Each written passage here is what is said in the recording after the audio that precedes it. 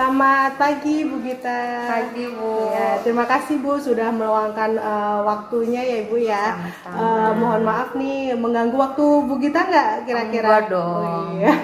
Jadi gini Bu, karena besok ya rencananya saya akan melakukan kegiatan supervisi akademik di mata pelajaran Bu Gita. Jadi hari ini saya memanggil Bu Gita untuk berbicara mengenai kegiatan yang akan saya lakukan besok. Nah, kebetulan sebelum memulai observasi ini, saya harus tahu dulu nih kesiapan Bu Gita itu seperti apa untuk kegiatan supervisi akademik besok.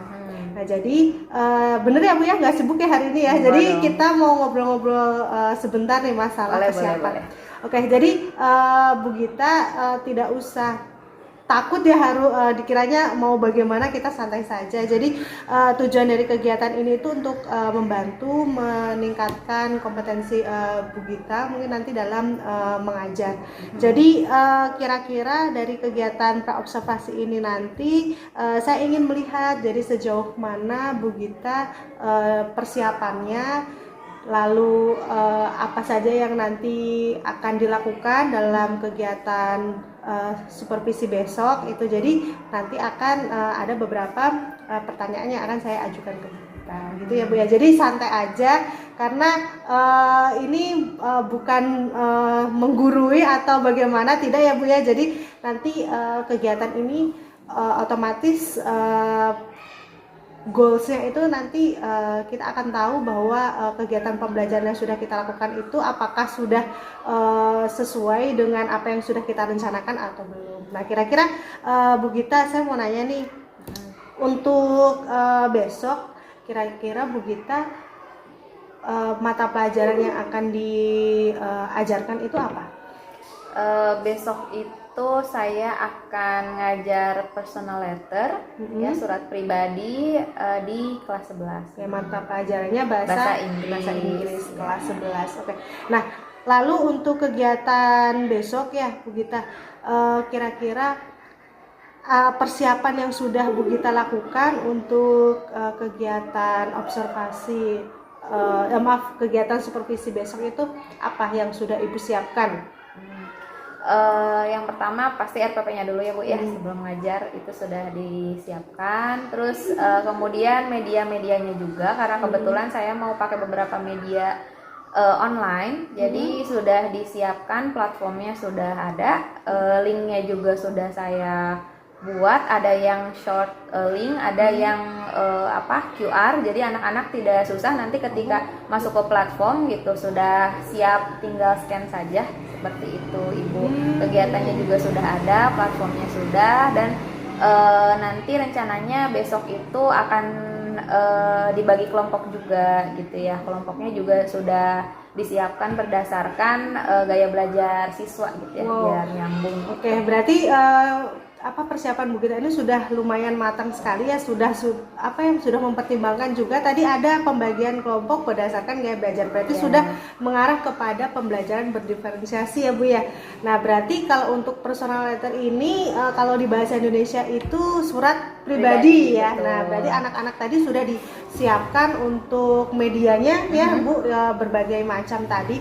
Nah, lalu strategi apa sih yang Ibu nanti bisa gunakan dalam pembelajaran besok itu? Untuk strateginya itu nanti Bu Gita itu mau bagaimana waktu di kelas? Yang pertama pas awal ya seperti biasa ya Bu ya, membuka kelas dulu seperti biasa, kita ada pembiasaan dulu kayak gitu. Setelah itu mungkin nanti ada games kecil dulu untuk mengajak siswa biar lebih semangat, biar lebih konsentrasi lagi gitu ya. Setelah games-games kecil seperti itu, biar siswanya tertarik. Ketika sudah tertarik nanti akan mulai dikelompokkan berdasarkan yang tadi yang sudah disiapkan itu. Kemudian nanti saya mau minta anak-anak mencari dulu gitu ya, mencari tahu dulu seperti apa surat pribadi itu, mulai dari bentuknya, terus tujuannya, isinya seperti apa gitu ya. Jadi biar mereka diskusi dulu dalam kelompok mereka dulu. Gitu. Jadi sudah sangat bagus sekali ya untuk strategi yang akan Bu Gita lakukan untuk besok itu, dari mulai perencanaannya tadi bagaimana anak-anak sudah mulai nanti dibentuk kelompok sesuai dengan gaya belajar mereka, lalu kira-kira mereka harus mencari tahu dulu ya surat pribadi itu yang seperti apa contohnya, bentuknya bagaimana. Terkadang kan kalau belum tahu materinya, anak mau melangkah ke ke aksinya itu ya Bu, agak susah. Jadi harus diberikan dulu berupa pertanyaan pemantik mungkin ya Bu ya. Betul. Apa sih, jadi biar mereka bisa menggali sendiri nanti untuk pengetahuannya. Itu sudah cukup bagus Bu. Nanti strateginya sudah urut ya, apalagi tadi sudah menggunakan media-media yang menurut saya sudah out of the box. Pakai apa tadi Bu? QR code. Ya, QR code itu tadi untuk spesifikasi. Jadi untuk kegiatannya sendiri itu seperti apa Bu? Jadi penggunaan QR code itu. Jadi ada beberapa platform yang bisa diakses sama anak-anak itu menggunakan QR. Begitu ya, termasuk juga nanti ketika anak-anak akan sharing ya Bu ya, akan sharing itu saya minta mereka membuat karya di platform itu, boleh dalam bentuk apapun, mangga. Nanti untuk mengaksesnya juga sama, mereka belajar membuat QR itu gitu ya. Jadi biar mengaksesnya itu tinggal scan saja. Oh gitu. Jadi ini QR code ini yang pertama itu Bu Gita yang buat dulu ya. Iya, nanti setelah mereka tahu caranya, nanti mereka akan membuat sendiri QR code-nya. Oh gitu. Jadi tadi langkah-langkah pembelajarannya sudah jelas ya Bu, dan medianya yang dipakai pun juga sudah, menurut saya sudah mungkin banyak yang belum terpikirkan ya harus pakai QR code itu tadi. Nah, berarti anak-anak nanti secara otomatis sudah dibekali dengan media. Medianya apa saja yang digunakan Bu? Medianya ada yang menggunakan kalau perangkatnya ada bisa diakses di HP dan di laptop ya. Untuk medianya, platformnya itu saya menggunakan Padlet ya Bu ya, Padlet, terus menggunakan Quizzes juga, terus menggunakan Canva. Oh gitu. Nah, jadi pakai Padlet, pakai Quizzes, pakai Canva. Nah, berarti dalam pembelajaran yang nanti dilakukan itu kurang lebih untuk durasinya sendiri berapa jam pelajaran? Untuk keseluruhannya itu saya alokasikan sekitar 2 atau 3 pertemuan. Satu pertemuannya itu 2 jam pelajaran, berarti sekitar 4 sampai 6 gitu. Jadi kalau misalnya 4 jam pelajaran sudah anak-anak sudah bisa membuat gitu ya, itu berarti sudah bisa dicapai di 4 pertemuan. Kalau belum berarti nanti kita tambah lagi ke 6 jam gitu. Jadi untuk yang besok nih Bu, nah itu target Bu Gita anak-anak itu bisa mencapainya sampai di mana gitu capaiannya? Untuk besok targetnya anak-anak bisa mencari tahu contoh surat pribadi dulu ya, seperti apa bentuknya, strukturnya seperti apa, bahasa yang digunakannya pun seperti apa gitu ya, jenis-jenisnya seperti apa. Nah, nanti setelah itu saya harap mereka sudah bisa berbagi ke teman-temannya. Berbaginya dalam bentuk boleh di platform Padlet ya, sudah dimuat di Padlet, ataupun mungkin mereka punya ini sendiri di media sendiri, silahkan mau di media sosial, mangga gitu. Jadi besok itu mereka sudah mencari dan sudah bisa berbagi ke teman-teman yang lain gitu. Jadi untuk targetnya untuk besok itu mereka sudah bisa mencari dulu untuk materinya apa ya, lalu bisa berbagi ke teman-temannya. Nah, oke, terus Bu, nanti kalau tadi sudah langkah-langkah, nah kalau untuk area pengembangan yang Ibu hendak capai dalam pembelajaran itu apa saja? Untuk area pengembangannya, saya ingin anak-anak bisa belajar sesuai dengan apa yang mereka inginkan ya. Jadi saya mau memfasilitasi gitu ya. Tadi kan sudah dikelompokkan dengan berdasarkan gaya belajarnya gitu ya. Jadi saya mau menggunakan banyak media dan itu siswa aktif sendiri gitu ya. Jadi pengembangannya lebih untuk ke diferensiasinya mungkin di pembelajaran diferensiasi. Jadi Bu Gita ini area yang ingin dikembangkan untuk kegiatan supervisi akademik besok itu lebih kepada pembelajaran yang berdiferensiasi ya. Tadi sudah disesuaikan dengan gaya belajar siswa. Nah, jadi nanti pada saat besok ya Bu kegiatan pembelajaran, saya harapkan nanti Bu Gita sudah bisa melaksanakannya dengan baik dan tidak ada kendala apapun dalam pelaksanaannya. Semoga sukses dan nanti hasilnya kita bisa lihat apakah sesuai dengan target yang sudah Bu Gita tadi uraikan ya untuk pelaksanaan pembelajaran hari ini, cakupannya sampai mana, anak sudah bisa harus apa ya, seperti itu. Jadi semoga saja nanti untuk kegiatan supervisi akademik besok berjalan dengan baik dan lancar. Terima kasih ya Bu Gita ya sudah meluangkan waktunya. Semoga besok berjalan dengan sukses. Terima kasih Bu Gita. Terima kasih.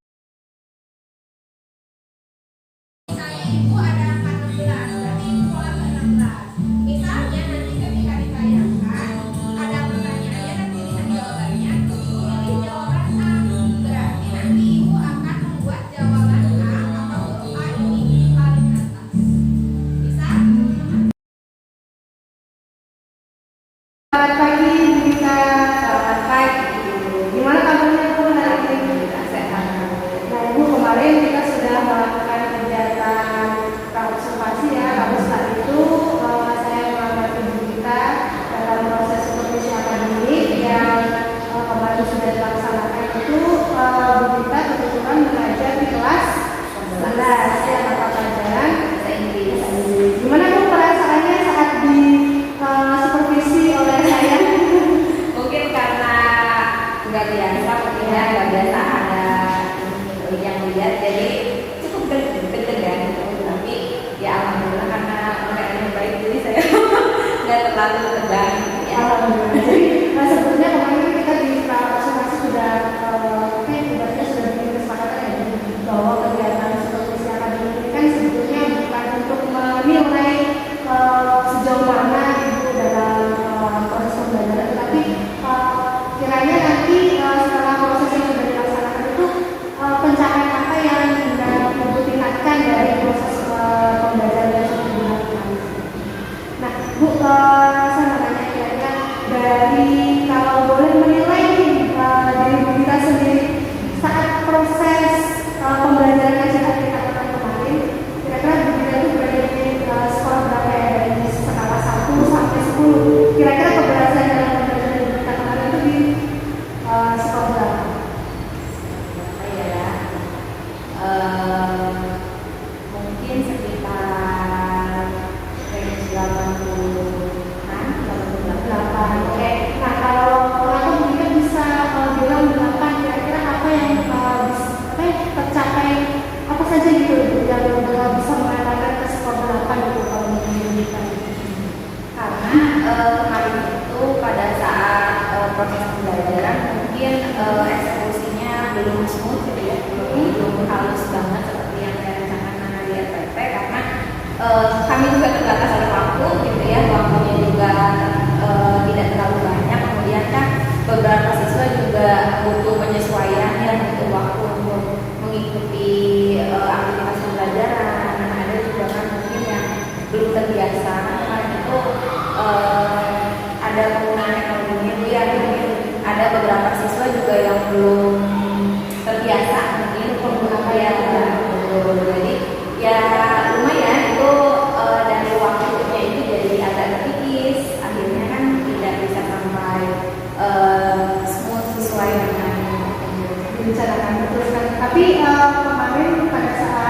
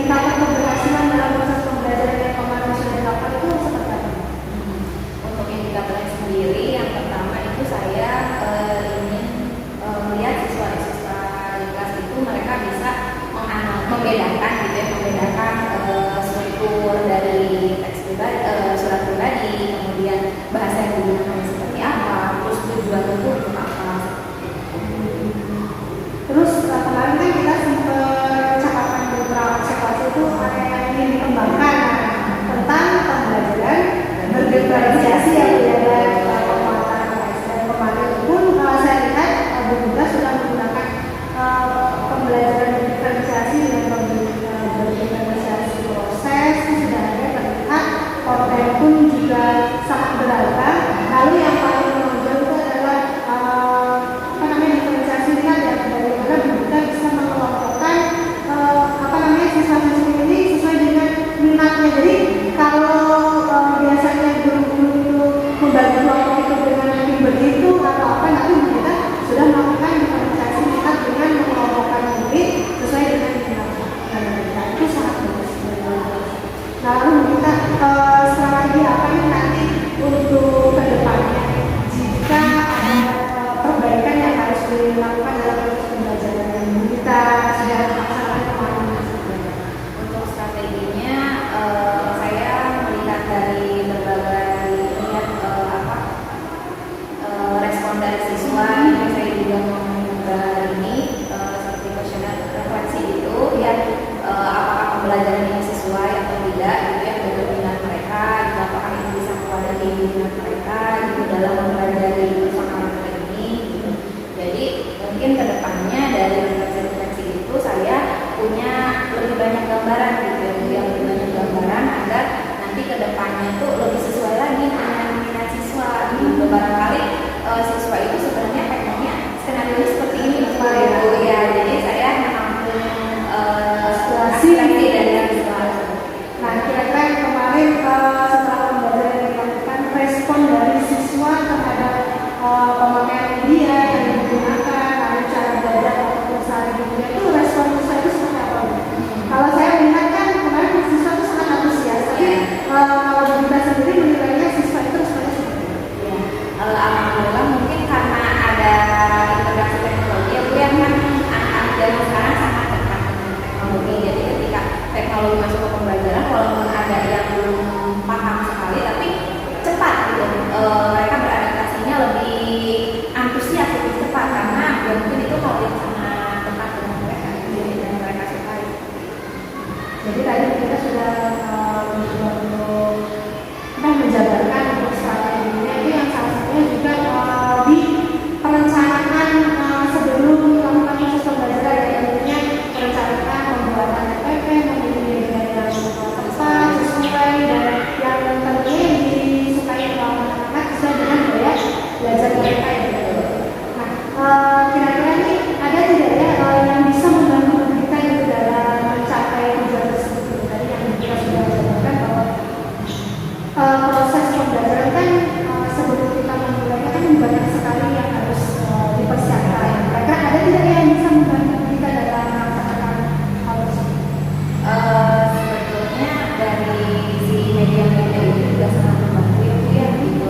Jadi saya tidak kehabisan aktivitas kalau dibantu dengan media, dan anak-anak pun cenderung lebih antusias gitu kalau saya menggunakan media pembelajaran, walaupun memang waktu yang saya butuhkan untuk menyiapkan medianya itu Pasti cenderung lebih banyak. Jadi kita semacam investasi waktu gitu ya untuk pembelajaran di kelas gitu. Tapi memang di kelas jadi lebih mudah diorganisir karena anak-anak suka antusias gitu ketika kita mau menjelaskan. Kira-kira seberapa antusias kalau misalnya boleh digambarkan melalui skala itu, skalanya sampai berapa itu setelah proses yang bukan jalan proses pembelajaran? Jadi anak-anaknya itu proses apa? Progresnya itu seperti apa? Progresnya sangat signifikan ya, kalau saya lihat sangat signifikan. Jadi dari awal saya bilang ke mereka kita akan main ini ya, mereka sudah penasaran gitu. Jadi dari situ saja responnya sudah Positif ya, dari positif. Beda dengan kalau saya misalnya tidak menyiapkan apa-apa gitu ya, kalau saya tidak menyiapkan apa-apa, malah justru mereka cenderung Bu kok nggak main ini, Bu kok nggak ini. Karena ibu kita sudah, kebetulan ibu kita juga sudah terbiasa untuk menggunakan media pembelajaran yang setiap materi-materi yang akan diajarkan ya.